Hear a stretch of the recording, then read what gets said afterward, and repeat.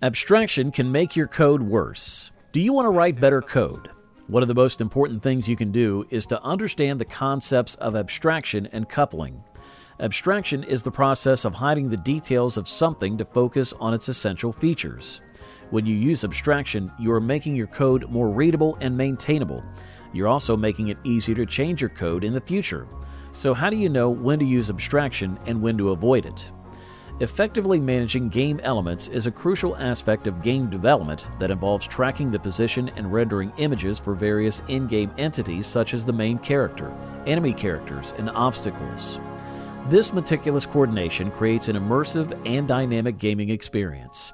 To avoid redundancy and streamline the development process, developers recognize the underlying similarity in the tasks performed by these distinct entities. This recognition leads to the creation of a shared class known as Game Object. The concept of a game object is central to efficient coding practices. By encapsulating common functionalities like position tracking and rendering within this class, developers can avoid duplicating code across different entity classes. This not only reduces the risk of errors but also simplifies the maintenance process, enabling changes to be made in a centralized manner.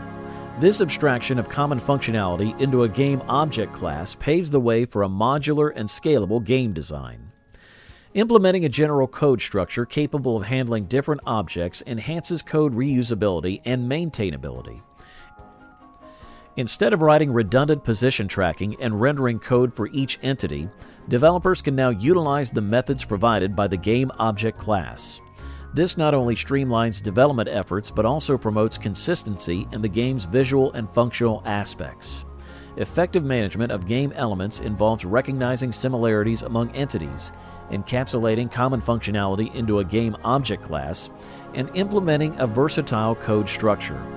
This approach optimizes development efforts, reduces redundancy, and promotes a cohesive gaming experience.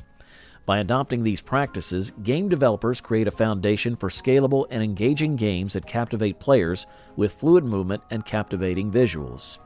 Abstraction stands as a fundamental pillar in software design, offering a potent solution to the common challenge of code repetition. It empowers developers to create efficient and maintainable code by identifying common patterns and extracting them into higher-level concepts. This not only enhances readability, but also reduces the risk of errors caused by redundant code. A key distinction between code repetition and abstraction lies in their respective impacts on the development process. Code repetition, often perceived as a convenient shortcut, ultimately leads to a complex and unwieldy code base. It hampers flexibility, making changes across multiple instances a daunting task. Abstraction, on the other hand, embodies the practice of creating reusable and modular code structures. By isolating common functionalities and grouping them under a single abstraction layer, developers can swiftly modify, enhance, and expand the software without the entanglement of duplicated code segments. However, this seemingly straightforward solution comes with hidden trade-offs that developers must discern. One such trade-off is coupling, a concept often overshadowed by the allure of abstraction. While abstraction streamlines code and minimizes repetition, it introduces coupling, where changes in one part of the code impact other interconnected components. Recognizing this interplay between abstraction and coupling is vital. Over-abstraction can lead to a rigid, over-coupled system that hampers adaptability and maintainability. Abstraction's role in software design transcends mere code efficiency. It introduces a balance between code repetition and maintainability, fostering a design that encourages modularity, reusability, and adaptability. Developers who understand the nuanced trade-offs of abstraction can navigate the delicate balance between streamlined code and manageable complexity, resulting in software that's both elegant and robust. Coupling, within the context of software design, refers to the degree of interdependence between different modules or components in a system. It reflects how closely intertwined these parts are, and it plays a critical role in determining the system's flexibility, maintainability, and ease of modification. High coupling can lead to a situation where changes in one part of the code ripple across the entire system, making modifications complex and error-prone. Coupling is closely tied to the concept of abstraction, representing its equal and opposite reaction. Abstraction aims to simplify complexity by encapsulating details, reducing repetition, and creating generalized constructs. However, while abstraction aims to minimize coupling by isolating and modularizing functionalities, it can inadvertently increase coupling if not executed thoughtfully. As more components rely on the abstraction, changes to the abstraction can impact a wider range of code. An illustrative example of coupling can be seen in the transition from XML to JSON data formats.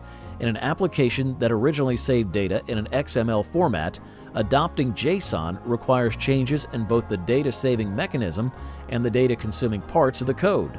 If the XML to JSON transition is not properly managed, changes to the data format may require extensive modifications throughout the codebase, increasing coupling between the data storage and processing components.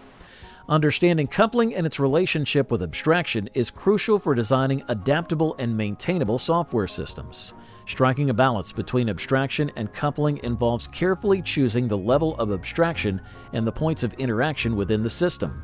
By thoughtfully considering these factors, developers can achieve a design that allows for easy modifications, enhances code reusability, and minimizes the risk of unintended consequences that arise from excessive coupling.